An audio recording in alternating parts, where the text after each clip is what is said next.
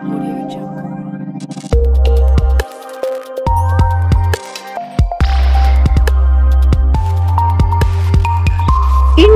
TV9 news Maharashtra.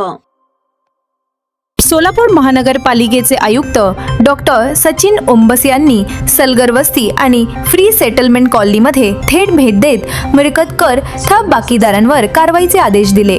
कर न भरलेल्या नागरिक व व्यावसायिकांना तात्काळ नोटीस बजावण्याचे निर्देश संबंधित विभागाला देण्यात आले।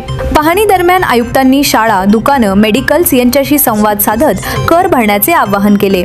अधिकृत मंजुरीशिवाय झालेल्या वाढीव बांधकामांवर मिळकत कर लावावा आणि आवश्यक असल्यास कायदेशीर कारवाई करावी असे निर्देश त्यांनी दिले। वारंवार सूचना देऊनही कर न भरणाऱ्यांना अंतिम नोटीस देऊन ठराविक कालावधीत कर न भरल्यास मालमत्ता सील करण्याचे आदेशही त्यांनी दिले।